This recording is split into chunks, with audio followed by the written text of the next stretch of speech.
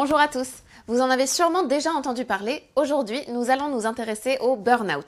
Comment savoir si c'est en train de nous arriver et comment réagir.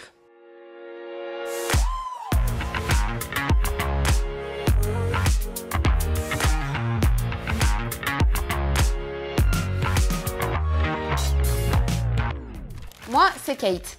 Je vous retrouve chaque semaine pour parler travail, société, droit des salariés ou tout ça à la fois.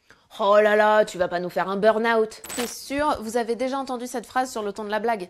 Et pourtant, il n'y a rien de drôle là-dedans. Stress, surmenage, manque de valorisation, l'épuisement professionnel est un phénomène à prendre au sérieux, qui peut être dû à de nombreux facteurs. Parce que mieux vaut prévenir que guérir, l'important est de repérer les symptômes avant d'arriver au point de rupture. Que ce soit vous, un de vos collègues ou un proche, si vous suspectez une situation de burn-out, parlez-en. Mais alors, quels sont ces symptômes? Un épuisement émotionnel, physique et psychique qui donne la sensation d'être comme vidé de toute énergie. Le sommeil, le repos, les week-ends, les congés ne suffisent plus à soulager cette fatigue. Un désengagement du travail et une déshumanisation des collaborateurs qui se manifestent par un comportement asocial, dur, négatif, cynique. Ou encore une perte de confiance en soi et une dévalorisation. Mais alors, que faire lorsqu'on se rend compte qu'on est en burn-out? Le mieux, c'est d'aller voir un professionnel de santé. Avec votre accord, il pourra se mettre en contact avec la médecine du travail, il pourra réguler certaines situations. La plupart du temps, un arrêt de travail est recommandé pour reprendre de l'énergie et souffler un peu. Sauf qu'à un moment donné, il va sans doute falloir y retourner dans votre entreprise. Et là, pas question de revivre un burn-out 6 mois après. Il est alors indispensable de discuter avec son employeur des points qui ont pu causer cette situation.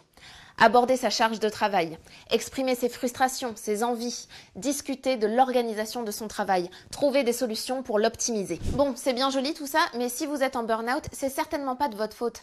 Votre employeur est responsable lui aussi et il se doit d'éviter d'en arriver là. Pour cela, les entreprises peuvent agir à 2 niveaux. Faire de la prévention auprès de leurs salariés en sensibilisant les managers comme les collaborateurs, notamment sur les symptômes.